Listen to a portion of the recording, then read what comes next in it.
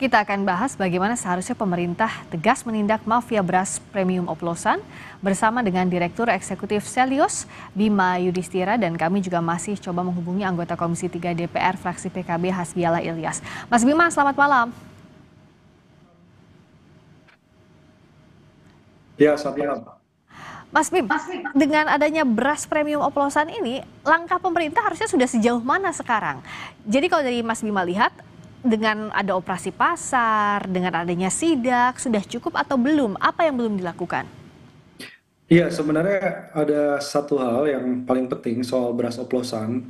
Ini harus dicek dulu. Kan begini, kenapa ada pengoplosan beras? Oke, ada tindak pidana, ada penipuan dari sisi konsumen merasa dirugikan.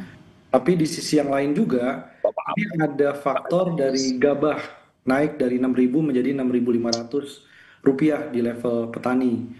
Sementara para produsen beras itu yang akan mengolah beras dijual ke retail, itu ada margin yang harus dijaga. Sementara biaya operasional lainnya juga mengalami kenaikan. Nah, ini artinya satu adalah masalah soal gabah. Yang kedua, ini stok berasnya berlimpah tapi harga di pasaran naik sehingga memicu cari caralah berbagai hal untuk melakukan pengoplosan. Nah, stok beras itu ada di mana? Stok beras ini kan cadangan beras pemerintah yang mengalami kenaikan. Jadi pemerintah harus mengurai juga bagaimana para produsen dan penggilingan beras, terutama beras-beras premium yang dijual kepada konsumen, ini juga harus mendapatkan stok yang memadai. Jadi jangan pindah semua geser kepada Bulog, kepada cadangan beras pemerintah. Di situ saya kira ada fairness. Tapi kalau memang ada tindak pidana disengaja melakukan pengoplosan beras premium dengan beras medium atau kualitasnya lebih rendah, itu konsumen kan juga harus sekarang berhak melakukan Yang penukaran. nemu siapa? Nah, ini yang menjadi persoalan, sebagian syarat BNB ya? tempatnya harus memiliki faktur atau struk. Kalau di minimarket mungkin bisa, Ya. jika kualitas tidak sesuai. Tapi sekarang yang harus dicari tahu, ini kalau dijual di pasar tradisional, Ya. yang biasa pembeliannya tanpa ada struk atau faktur, ini gimana caranya konsumen haknya juga dilindungi? Oke, nah saya akan tanyakan juga ke Pak Hasbiala.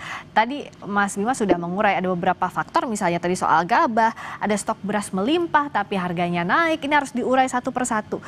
Termasuk juga pelindungan hak untuk konsumen yang sudah membeli beras harga premium, dapatnya oplosan. Kalau dari DPR, apa laporan sudah diterima dari Satgas Pangan dan apa tindak lanjut terkininya? Iya, memang ini komisinya bukan di komisi saya kebetulan ya. Saya di Komisi 3 yang berkonsentrasi dengan hukum. Menurut kami seperti ini, pengoplosan beras ini harus diusut secara maksimal. Karena pasti ada orang dalam yang terlibat di dalam ini. Karena indikasinya jika mafia beras lah, mohon maaf, mafia pangan ini pasti ada orang dalam yang terlibat. Ini yang mengakibatkan harga di masyarakat ini sangat mahal dan masyarakat sangat dirugikan. Itu yang pertama. Dan yang kedua, jelas pengakuan dari Kementerian Pertanian bahwa ada indikasi dari pejabat-pejabat di bawah Kementerian Pertanian ini yang terlibat, yang terutama yang di daerah-daerah. Tidak menutup kemungkinan Bulog juga harus polisi harus bertindak tegas, harus bersikap tegas, mengusut sampai tuntas, bukan hanya di Kementerian Pertanian dan juga di Bulog seperti itu. Nah, sampai sekarang kan yang diperiksa, halo, silakan dilanjutkan, Pak Hasbi. Iya.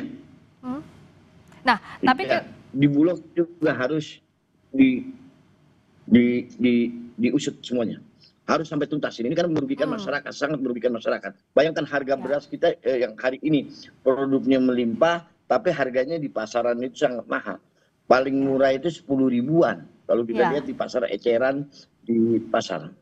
Iya, itu yang jadi pertanyaan, kenapa stoknya melimpah tapi harganya kok bisa naik. Nah, kalau dari, meskipun ini bukan mitra langsung dari Kementerian Perdagangan atau Pertanian, tapi dari Komisi 3 melihat kalau secara aturan celahnya celah distribusi misalnya regulasi, apa sih yang belum terpenuhi? Apakah sebenarnya secara aturan sudah mumpuni kok, Pak Hasbi?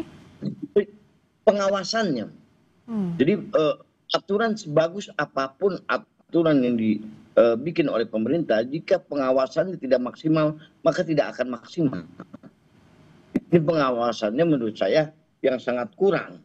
Nah, pengawasan ini yang perlu diperkuat dan perlu dipertegas. Operasi pasar ini bukan hanya momen-momen tertentu dilakukan operasi pasar oleh Kementerian Perdagangan, misalnya mau menjelang Lebaran, mau menjelang Natal atau Tahun Baru. Kalau perlu itu tiap bulan kita di sini kita harus belajar dari zaman Orde Baru. Pada di Orde Baru itu pada zaman Pak Harto itu jelas.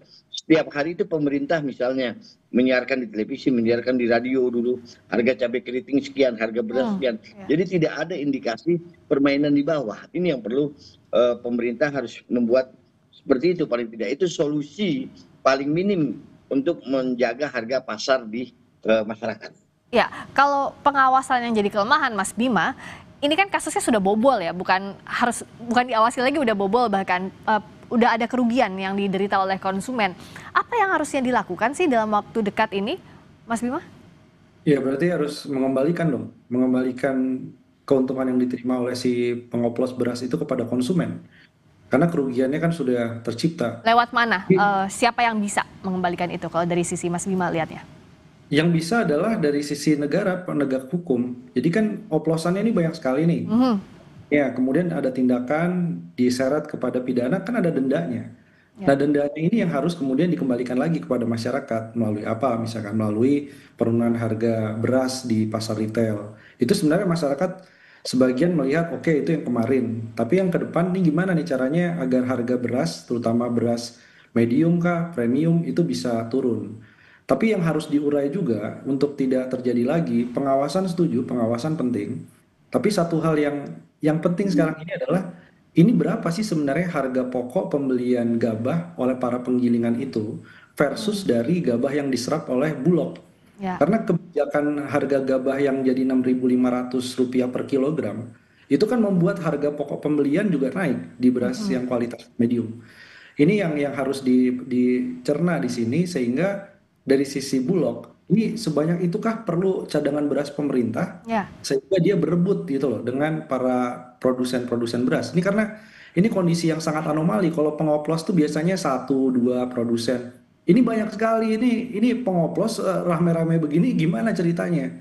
Ini kan belum pernah terjadi sebelumnya. Jadi konsumen sebenarnya menuntut hak dalam jangka waktu singkat. Selain masalah hukumnya adalah masalah bisa nggak besok ini harga berasnya, terutama beras premium, kualitasnya tidak dikurangin, harganya bisa turun di level konsumen. Itu aja sih.